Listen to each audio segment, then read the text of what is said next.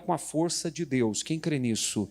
Crê, diga graças a Deus. Amém? Então nós vamos aprender de Deus antes de mais nada. Já cantamos, já oramos, agora é hora de ouvir a santa palavra do nosso Deus. Põe o tema da mensagem na tela, por gentileza. Vamos lá, põe o tema da mensagem na tela. Por favor, vamos lá. Não seja duro de quê, pessoal? De coração. Eu quero falar sobre isso hoje.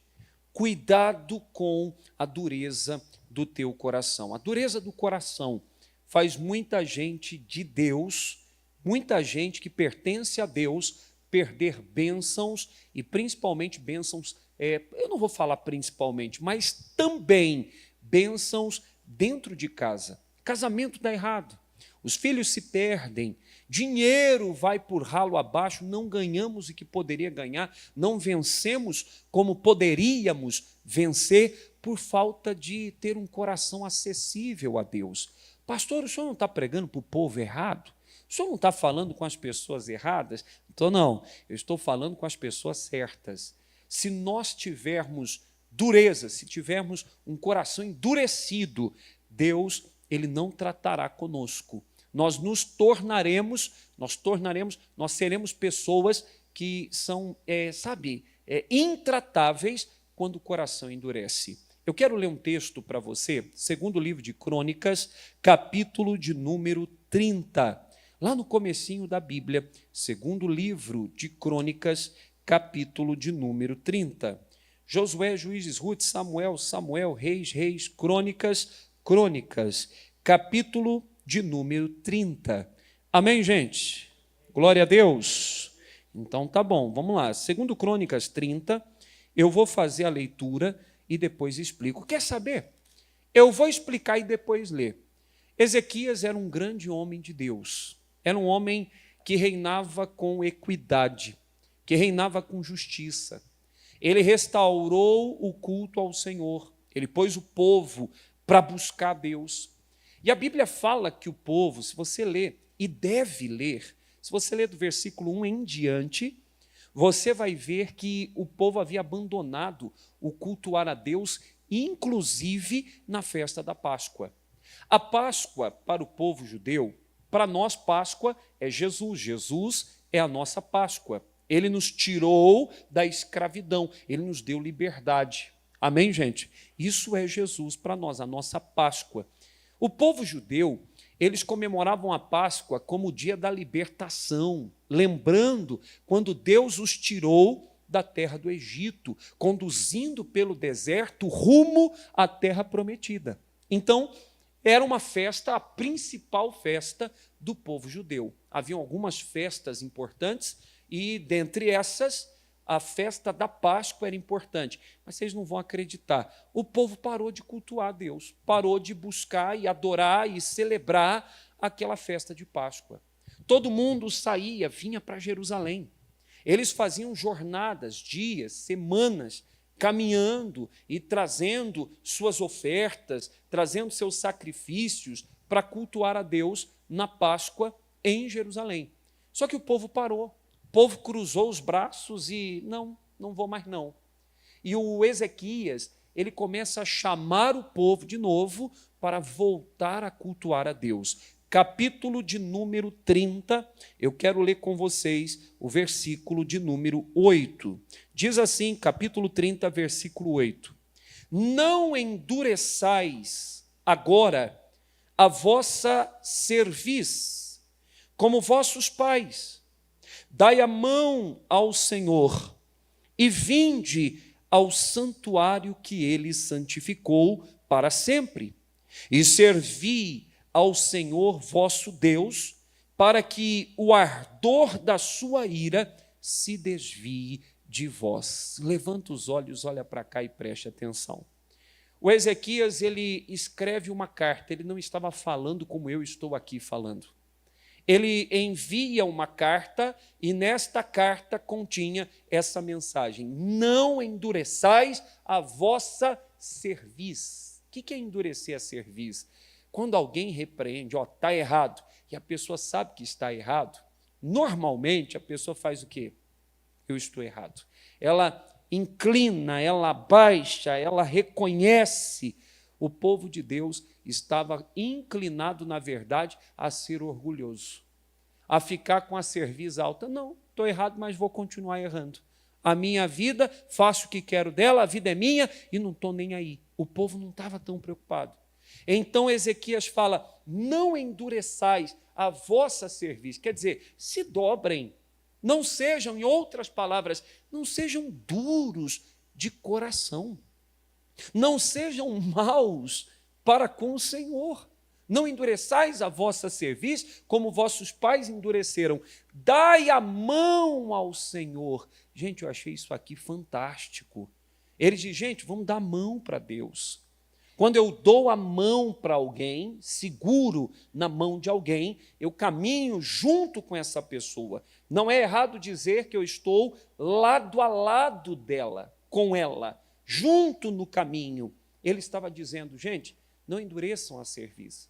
Não sejam pessoas, não maleáveis. Dê lugar ao Espírito Santo para tratar vocês. Vamos deixar de lado esse desinteresse, vamos dar a mão, quer dizer, vamos andar lado a lado com o Senhor, vamos caminhar junto ao nosso Deus. E ele fala, continuando a leitura, e vinde ao santuário que ele santificou para sempre. É engraçado, tem gente que diz, eu não preciso ir à igreja, eu não preciso ir, eu sou a igreja, eu cultuo a Deus de casa. Papo do diabo. Pastor, eu posso cultuar a Deus em casa? Pode. Eu posso adorá-lo em casa? Deve. Mas a igreja é um lugar importante para que haja comunhão. Vou explicar de maneira muito rápida, eu já preguei sobre isso. Pastor, eu sou a igreja. Você só é a igreja quando você está cultuando junto aos demais membros. O meu braço, ele não é o corpo, ele é um membro do corpo. E se ele estiver ligado ao ombro, ao tronco, ao quadril, às pernas, aos pés, então, dirigido pela cabeça, que no caso da igreja é Cristo, então meu braço, aí ele é o corpo, aí ele faz parte do corpo. Fazer parte da igreja implica em adorar a Deus com a igreja, com os outros membros do corpo de Cristo. E o Ezequias estava chamando, gente, venham. Vamos, vem para o lugar que Deus santificou para sempre. Vem para o santuário. E ele continua, e servi ao Senhor vosso Deus, para que o ardor da sua ira se desvie de vós. Gente, o povo estava debaixo de um peso, de uma luta, de uma batalha muito grande. E o Ezequias dá a receita para que isso viesse a mudar. Qual a receita? Para com essa dureza de coração, de cerviz. Para de não se dobrar. Pega na mão de Deus, vamos andar juntos com o Senhor. Vamos andar de mãos dadas com Deus. Vamos para o santuário, vem adorar, vamos juntos. E ele diz mais, ele diz, olha, e servi ao vosso Deus. A igreja, por vezes, ela enche de gente que está interessada no que Deus pode servi-la, no que Deus pode fazer por ela. Não é errado você buscar em Deus uma cura, um milagre, uma porta financeira. Pastor, eu preciso que Deus abençoe, que Deus me ajude, fortaleça minhas mãos, me dê sabedoria. Isso não é pecado. Mas nós devemos buscar servir a Deus. Servir a Deus é o mesmo que me colocar à disposição da vontade dele. Deus, o que o Senhor quer de mim? O que o Senhor quer que eu faça? O que o Senhor quer que eu abandone? Ih, pastor, peraí, agora a conversa parece ficar pesada. Porque, às vezes, nós não queremos servir a Deus. Para que a ira fosse desviada, para que houvesse cura na vida do povo, eles tinham que servir ao Senhor. Irmã, irmão, tire do seu coração toda a dureza. Tira do seu coração toda, sabe, pastor, não, isso eu não faço. Deixa Deus tratar você. Tem coisa no seu casamento que se você não mudar, o casamento acaba. Tem coisa na sua vida, o seu jeitão. Não, mas eu fui criado assim, meu pai batia o pé e eu tinha que fazer. Tem coisa que você tem que mudar na sua vida de mãe, em relação aos seus filhos. Você como pai, pastor, mas meu pai fazia assim comigo. Mas não é porque você viveu assim que você agora tem que submeter teus filhos. Deixa Deus tratar você. Pede ao Espírito Santo, me molda, me muda, transforma meu coração, minha maneira de ver as coisas, de reagir aos estímulos negativos. Não gostei disso, espera aí. Ora, Deus, como que eu tenho que fazer? O que o Senhor quer de mim? O que o Senhor espera desse seu filho, desse seu servo? Isso é servir a Deus. E Deus vai te norteando, Deus vai mostrando, é aqui, é assim, é desse jeito, é assim que se trata, e você vai se corrigindo. E aí, o ardor da ira se desvia de você, o prejuízo vai embora. Tem coisa na minha vida, escute bem, tem coisa na minha vida, na sua vida, que está dando errado. A gente está andando para trás pela dureza do nosso coração. Porque insistimos em não dobrar-se, em não nos dobrar diante de Deus, em não servir a Deus. Nós não podemos entrar na igreja para servir o próprio ventre. A Bíblia fala que no final dos tempos os homens buscariam somente os próprios interesses. Os homens não olhariam para o interesse alheio. E eu digo mais, nós vivemos tempos em que as pessoas não estão preocupadas com o interesse de Deus e por isso estão perecendo. Você precisa perguntar, Espírito Santo, qual é o desejo do Senhor para mim? Como o Senhor quer que eu lide com a minha esposa? Como o Senhor quer que eu lide com meus filhos, meus pequenos? O que o Senhor quer que eu faça? E Deus vai te dirigir.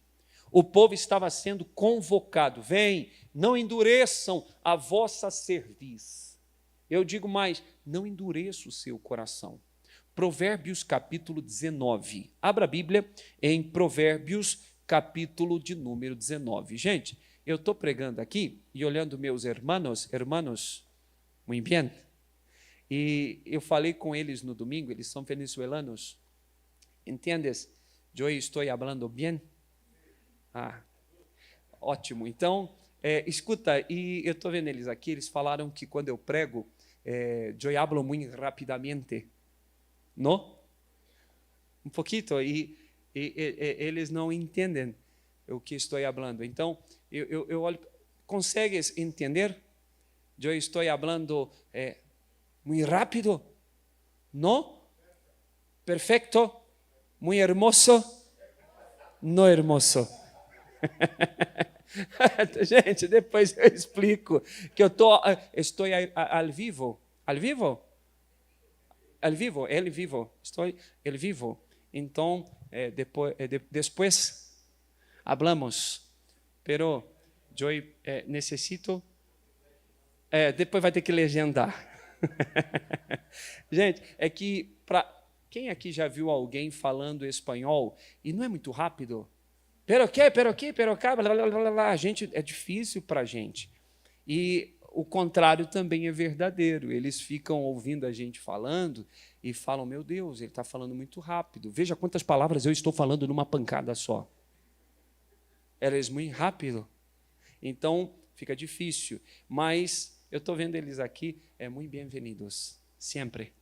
Então, continuemos aqui. Amém, gente? Então, está dando para entender todo mundo? Tá, então tá. Nós precisamos ter o coração maleável. O seu coração precisa ser tratável. Deus tem tido acesso a você? Olha para mim, antes de ler Provérbios 19. Por favor. Você tem sido alguém com quem Deus tem conseguido tratar? Deus tem conseguido falar ao teu coração? Você obedece? Porque senão, Jeremias capítulo 7, lá em Jeremias 7, a Bíblia fala que Deus queria que o povo fosse para frente, mas o povo andou para trás. E por que o povo andou para trás? Porque o povo não estava ouvindo o conselho de Deus. Não endureça o seu coração. Não endureça. Deixa Deus fazer de você a esposa que você tem que ser. o marido que você tem que ser. Hoje é dia de família, mas também deixa Deus fazer de você o trabalhador, segundo a direção dele, a serva, o servo, o pai, a mãe, o filho, que você tem que ser. E aí, o ardor da ira se desvia de você. Deus vai conseguir te abençoar. Tem gente com coração muito duro na igreja, pelo amor de Deus, não pode. Olha o que diz Provérbios, capítulo 29, eu falei 19, é 29, versículo de número 1, o texto sagrado, Provérbios 29, versículo 1, diz assim: o homem que muitas vezes é repreendido, ou melhor, o homem que muitas vezes repreendido endurece a cerviz, será quebrantado como, gente? De repente, sem que haja a cura, sem que tenha como se levantar. Eu vou explicar. Escuta isso. Deus, ele é tão bom e tão misericordioso que existe algo chamado o tempo da misericórdia. Deus fala conosco, Deus nos orienta, e aí a gente faz assim, olha, peraí, o ser humano é desse jeito, ele testa. O ser humano tem um hábito de testar. Quando alguém fala, prova, é gostoso, mas o negócio é feio, você faz assim, ó. Não é assim? É ou não? Ó, cuidado, está muito quente. Você manda a colher na sopa e faz assim, ó. Vai devagarzinho. O ser humano faz isso com as coisas espirituais. E não deveria. Quantas vezes Deus dá uma direção e a gente dá um passo, e quando a gente percebe que não caiu, a gente fala, não, mas está tudo bem, o tempo não nublou, não estou ouvindo trovões e relâmpagos, tudo na minha vida está certo, então eu vou continuar desse jeito.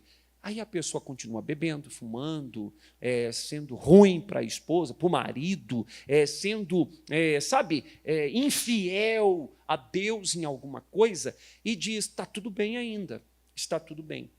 Esse versículo diz que isso aí é um problema. Por quê? Porque se Deus fala uma vez, você ouve, não faz. Deus fala de novo, você ouve, mas continua no erro. Deus fala mais uma vez, Deus vai falando. Chega um momento que a queda é inevitável. Eu poderia abrir a Bíblia e mostrar a história de Saul. Deus repreende, Deus manda fazer, ele não faz, Deus manda obedecer, ele não obedece. Até que chega uma hora que Deus falou, basta, deu, chega, não quero mais. Aí o Samuel estava lá, Deus, imagina a oração, né? Deus, salva Saul, ajuda Saul. Deus vem a Samuel e diz, até quando terás dó de Saul, havendo eu o rejeitado? Eu não quero mais ele. Inclusive, já preparei outro. Pastor, o que é isso? Meu irmão, acabou. Deus tira a graça de sobre Saul, coloca a bênção sobre Davi, e Saul continua com a coroa na cabeça, porém, com um demônio no coração, porque o Espírito Santo se retira. Irmão, irmã, Deus tem falado com você e você tem endurecido? Tem alguma coisa da qual o Senhor te pediu para se livrar e você continua abraçado? Deus pediu para fazer e você continua, tapando os ouvidos? Isso é um problema, porque haverá um momento em que a misericórdia é tirada. Há um momento em que Deus se afasta. Pastor, ele não desiste de mim, ele se importa comigo. Deixa eu falar uma coisa para você, que a música não é assim. Mas Deus, ele não desiste de você enquanto você não desiste dele. A Bíblia, eu consigo provar isso para você. Se você quiser virar as costas e andar sozinho, Deus deixa. É o chamado livre-arbítrio. Quer fazer a coisa errada? Vai chegar uma hora que Deus então vá. Aí o pau quebra. Aí o diabo reina. Aí o inimigo prevalece. Aí o casamento vai para a nhaca, para o problema, dá tudo errado. Vida financeira mingua. As coisas vão mal. E Deus não quer que você viva assim. Eu quero mostrar um exemplo de alguém que Deus falou, mas esse homem manteve o seu coração endurecido. Abra a tua Bíblia ainda em 2 Crônicas, voltando em 2º livro de Crônicas, capítulo de número 33. 2º livro de Crônicas, 33. Por favor, vamos lá. A Bíblia conta a história de um homem que pintou, bordou e fez tudo de errado. Tudo de errado. Ele cometeu muitos erros. A Bíblia fala de Manassés. Eu vou explicar rápido, porque a leitura será também rápida. Irmãos, Manassés pegou seus filhos e, em sacrifício a outros deuses, ele fez os filhos passarem no fogo. Quem é mãe, quem é pai aqui? Por favor. Você já se imaginou entregando seu filho para um Deus que exige sacrifício, pondo teu filho para arder, queimar no fogo, morrer queimado, sacrificado? Pois ele fez. Não foi um filho, não. Seus filhos, está no plural, foi mais que um. Ele levantou dentro do templo da igreja, ele levantou imagens de escultura para o povo adorar, em Jerusalém. Irmãos, em Jerusalém, ele construiu vários altares. Esse homem fez o que era mal aos olhos de Deus. Aí a Bíblia diz o seguinte, vamos lá, versículo de número 9. Versículo 9. Manassés tanto fez errar a Judá e aos moradores de Jerusalém, que fizeram pior do que as nações que o Senhor tinha destruído de diante dos filhos de Israel. Olha o versículo 10. E falou o Senhor a Manassés e ao seu povo, porém não deram o quê? Isso aqui é definição de dureza de coração. Nós estamos vivendo num tempo onde muita gente tem o coração duro, mesmo dentro da igreja. Deixa eu lembrá-los, Manassés era homem de Deus, quer dizer, ele reinava sobre o povo de Deus, mas o coração dele era duro. Deus falou, como é que Deus falou? Como Deus falou? Deus enviava profetas. Deus levantava os seus servos que iam lá, olha, assim diz o Senhor, não faça isso, corrija isso, arranque aquilo. E ele desprezou. Não fala não quero saber, estou nem aí. Ele e o povo todo desprezou. Quando nós desprezamos a voz de Deus, nós nos colocamos num risco muito grande, de prejuízo muito alto, muito grande. E prejuízo em todas as esferas. Deus geralmente, ou melhor, o diabo geralmente, ele quer roubar aquilo que lhe é mais precioso. Eu faço uma pergunta. O que lhe é mais precioso? Responda só a si mesmo. O que para você é mais precioso na sua vida? O que você tem de muito importante? Pastor, família, filho, meu casamento, pastor, meu trabalho, minha empresa. É isso que o diabo quer roubar. É isso que o inimigo quer tomar. E Deus é tão bom, o diabo não presta, mas Deus é tão bom que ele fala enquanto está tudo bem. Manassés estava numa sujeira terrível, fazendo o que era mal, e Deus, nesse tempo, vem e fala, Manassés, está errado. Manassés, muda isso aí. Deus sempre vai falar conosco quando tudo está bem. Aí eu volto naquela explicação, sem perder tempo, eu volto na explicação que a gente costuma testar as coisas, provar as coisas. Não, mas Deus falou que está tudo errado, eu tenho que mudar, mas mudar é muito difícil, tirar esse pecado para mim, pastor, pelo amor de Deus. Então a gente vê, peraí, mas está tudo bem? O ser humano é assim. Tá, dinheiro está entrando, família, meu marido está ali, minha esposa está lá, meu filho, minha filha, bom, tudo certo. E o ser humano, quando percebe que está tudo certo, ele, na maioria das vezes, continua sem mudar nada. Não, mas está indo, está indo, está indo, está indo. Isso é um perigo.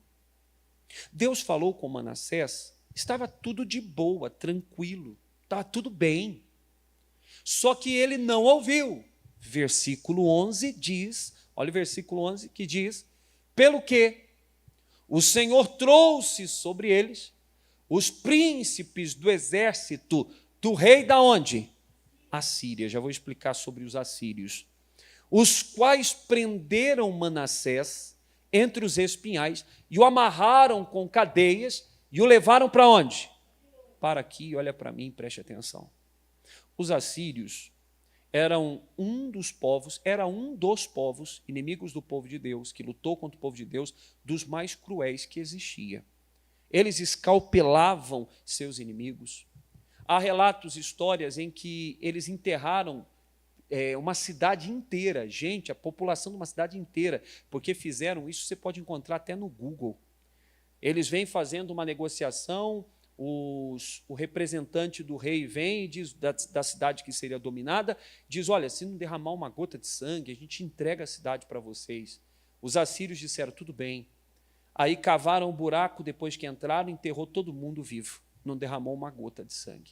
Eles eram cruéis. Eles tinham uma técnica, eu li sobre isso, e ainda não há definição de como eles conseguiam, ainda ninguém chegou a um pensamento exato, mas tem um monte de teoria. Eles entravam com uma faca, cortando assim perto dos ossos, por exemplo, esse que é esqueci o nome, cravícula, e eles abriam, aí colocavam assim a mão, só que eles davam um chá, um negócio para a pessoa, que a pessoa não apagava. Eles conseguiam fazer isso com o fulano sentindo a dor. Porque o seu cérebro, quando dói, ele desliga o disjuntor, não é isso? Pastor, nossa, foi uma dor tão grande, eu desmaiei. É um sistema de defesa do corpo. Mas eles eram tão hábeis em fazer a maldade que eles iam arrancando o couro, literalmente, a pele. Ia puxando. As costelas iam ficando à mostra. Os assírios eram terríveis. E os assírios vieram, entraram em Jerusalém, cidade santa, só que não estava santificada. Não adianta ser povo santo se você não estiver santificado. O inimigo entra.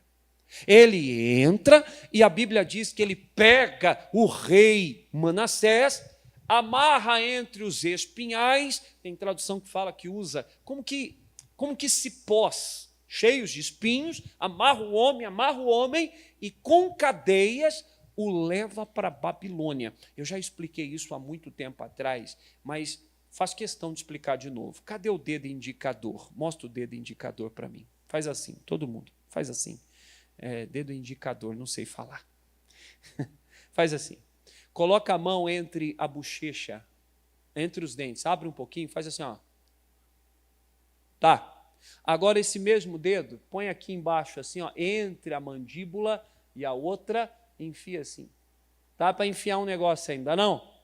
Então, passava-se uma argola nos reis dominados, os babilônios, os assírios faziam isso, enfiava a argola aqui, passava por baixo aqui, ó, aí colocava uma corrente e ia puxando o rei como se fosse uma coleira, só que não a coleira na garganta, na mandíbula, no osso da mandíbula. E iam puxando. Pastor, mas isso machucava. Não, machucava não. Rasgava a boca, ficava daqui até aqui, rasgava tudo isso aqui, e a mandíbula, você sabe que um soco bem dado quebra, tira do lugar. O Marcelo deslocou a mandíbula dormindo, não é verdade? Por isso que isso é estranho. No hermoso. No hermoso é não bonito, viu, pessoal? Então, volta para cá. Então, brincadeiras à parte. Vamos falar sério. Meu irmão, ia puxando, ia quebrando tudo, ia arrebentando tudo. E foi assim que Manassés foi parar na Babilônia. Só que Deus não falou antes de acontecer? Meu irmão, não espere sofrer para então mudar. Não espere o sofrimento vir para você então dizer, eu vou mudar minha conduta, eu vou cuidar melhor da minha filha, do meu filho, eu vou cuidar melhor do meu marido, sabe, pastor? Porque eu quase perdi. Não precisa quase perder. Cuide mais, cuide melhor do seu casamento, da sua esposa, do seu marido. Cuide melhor, sabe, em fazer a vontade de Deus. Seja mais temente. Preocupe-se com a vontade do Senhor antes que o sofrimento venha, porque tem gente que só aprende depois que perde. Só aprende com sofrimento. Por quê, pastor? Por causa da dureza do coração. Coração duro. Coração não acessível. Deus fala, não ouve. Deus fala, não obedece. Deus fala e a pessoa continua no erro. Olha o que acontece. Foi levado para a Babilônia, para o território do inimigo. O território do inimigo tem choro e ranger de dentes. O território do inimigo, o inimigo só veio para matar, roubar e destruir. A coisa não dá certo. Versículo 12, para a gente finalizar, diz: e ele, olha só como ele só aprendeu sofrendo, angustiado, orou deveras ao Senhor, seu Deus, e humilhou-se muito perante o Deus de seus pais. Só resolveu orar quando estava sofrendo. 13. Ele fez oração, e Deus se aplacou para com ele, e ouviu a sua súplica, e o tornou a trazer a Jerusalém, ao seu reino. Então reconheceu Manassés que o Senhor é o quê? Aí, meu irmão, se você continuar lendo, você vai ver que ele vai derrubando os altares, destruindo os ídolos, restituindo o culto a Deus, só depois que sofreu. Não espere perder o que Deus deu para você. E não perca o que Deus tem para dar também. Mas não seja do tipo de gente que, por conta da dureza do coração, precisa sofrer para aprender. Precisa perder para depois buscar.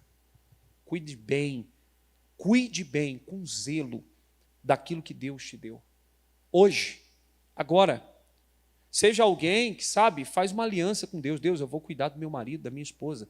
Porque quem perde, aí reconhece o valor. Ele volta, Deus é tão bom, Deus é tão bom, Deus é tão bom, que Deus restitui o trono para ele. Só que a gente precisa entender que as coisas não eram mais como eram antigamente, não foram como eram antigamente. Quando ele volta para Jerusalém, ele volta debaixo do domínio dos assírios, que cobravam impostos altíssimos. Então o povo pagava o imposto brabo, como dizem por aí, essa palavra não existe, mas pagava um imposto alto para os assírios, que eram os seus dominadores. Ele voltou a reinar, mas voltou todo machucado. Voltou, meu irmão, humilhado. Voltou sem autoridade. Hoje nós temos Jesus. O Senhor, Ele nos perdoa, e por mais que tenhamos ido muito longe, nós não fomos tão longe que não podemos voltar, que não possamos voltar. Agora, não precise, tomara que você não precise que o Senhor venha te restituir. Você que está aqui hoje, precisa de restituição, busca, porque ele orou e Deus se aplacou para com ele. Mas que você seja do tipo mais ainda inteligente, mais sábio, que não precisa perder para valorizar. Deixa Deus tratar seu coração. Deixa Deus mudar você por dentro. Deixa Deus moldar você. Ele é o oleiro e nós somos o barro. Quem conhece isso? A Bíblia não diz isso? Tem até uma canção que diz: tu és o oleiro e eu o barro. Lembra disso? Deixa Deus moldar você. Deixa Deus trabalhar seu coração para que você seja um homem ou uma mulher segundo o coração de Deus. Tire toda a dureza. Não tenha um coração endurecido. Não seja alguém cujo coração é duro. Muda, irmã. Reconhece quando está errado, irmão. Ei, volta atrás. Pastor, eu errei. Volta atrás. Não é humilhação, não. Mas faz a coisa certa para que Deus possa te abençoar. Quem entende isso, diga glória a Deus. Vamos aplaudir Jesus, que Ele merece. Glória a Deus. Eu quero fazer uma oração